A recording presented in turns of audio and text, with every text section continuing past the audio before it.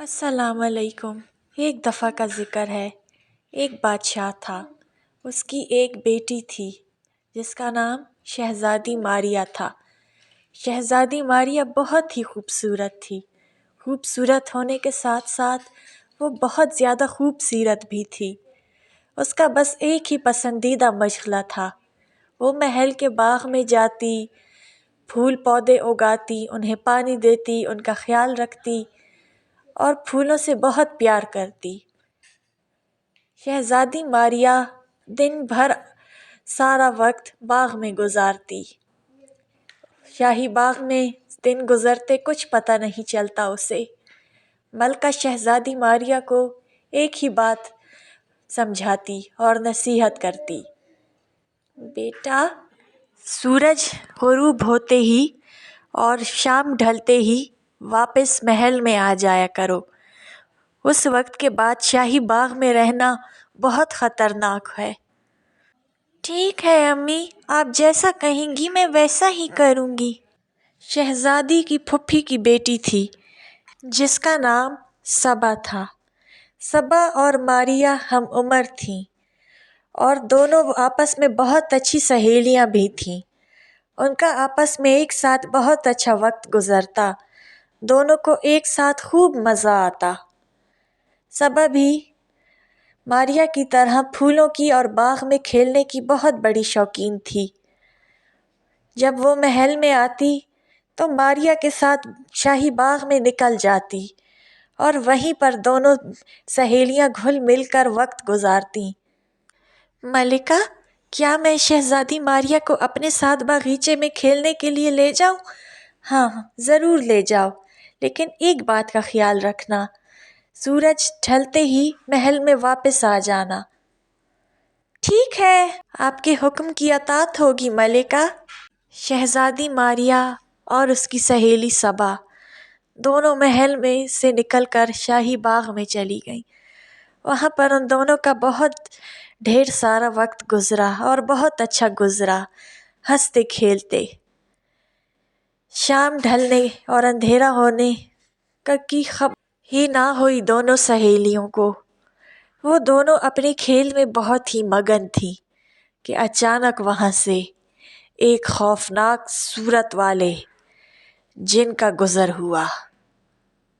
اس جن کی نظر باغ میں کھیلتی ہوئی بہت خوبصورت، پھولوں سے بھی زیادہ خوبصورت لڑکی پر پڑی۔ ارے واہ، اتنی پیاری، ایسے تو میرے پاس ہونا چاہیے۔ وہ لڑکی اور کوئی نہیں تھی بلکہ شہزادی ماریہ تھی۔ اس جن نے اپنا رومال شہزادی ماریہ پر پھینکا اور وہ غائب ہو گئی۔ یہ دیکھ کر صبا بہت ڈر گئی اور سہم گئی۔ ماریہ، کہاں ہو تم ماریہ؟ اچانک اس کی نظر آسمان پر پڑی۔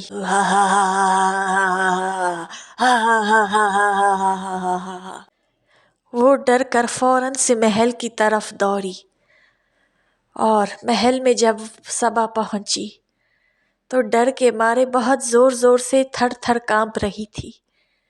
ملکہ اور بادشاہ نے اسے اکیلا دیکھا تو بہت حیران ہوئے۔ ہاں صبا بیٹی، کیا ہوا تمہیں؟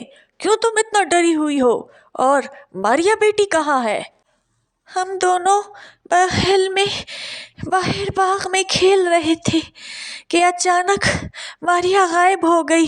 میری نظر آسمان پر پڑی تو اسے ایک درندہ نما جن اپنے ساتھ لے کر جا رہا تھا۔ کیا؟ میں نے منع بھی کیا تھا کہ سورج ڈھلتے ہی اور شام ڈھلتے ہی محل میں واپس آ جانا، تو تم دونوں واپس کیوں نہیں آئی؟ ہمیں یاد تھا ملکہ، لیکن ہم کھیل میں اتنے مگن تھے کہ ہم بھول گئے۔ جن کا مسکن ایک خوفناک غار تھا جہاں پر جا کر اس نے شہزادی ماریہ کو قید کر دیا۔ بہت پریشان ہونے کے بعد جب 2-3 دن گزر گئے تو بادشاہ نے اعلان کیا کہ جو کوئی بھی گم شدہ شہزادی ماریہ کو ڈھونڈ کر لائے گا اسے منہ مہنگا انعام دیا جائے گا۔ ہر کسی نے اپنی طرف سے خوب کوشش کی لیکن ہر کوئی ناکام ہوا۔ سلطنت میں ایک لڑکا تھا جو ایک چرواہا تھا، اس کا نام شکیل تھا۔ وہ بہت بہادر اور نیک لڑکا تھا۔ وہ ایک دن اپنی بکریاں چرا رہا تھا کہ اچانک ایک درخت کے نیچے جا کر بیٹھ گیا۔ اچانک اسے نیند آئی اور اس کی آنکھ لگ گئی۔ نیند سے جاگنے کے بعد اس نے دیکھا تو اسے کہیں پر بھی اس کا ریوڑ نظر نہیں آیا۔ شکیل بہت پریشان ہوا اور اٹھ کر فوراً اپنے ریوڑ کو ڈھونڈنے لگا، لیکن اس کا سارا ریوڑ اسے نہ ملا۔ وہ اپنے باقی ریوڑ کو ڈھونڈنے کے لیے آگے بڑھتا چلا گیا۔ تلاش اس کی جاری ہی تھی کہ وہ ایک غار میں داخل ہوا۔ اس غار میں بہت اندھیرا تھا۔ وہ اکیلا ہی اس غار میں چلا گیا۔ بہت گمنام سا غار تھا وہ۔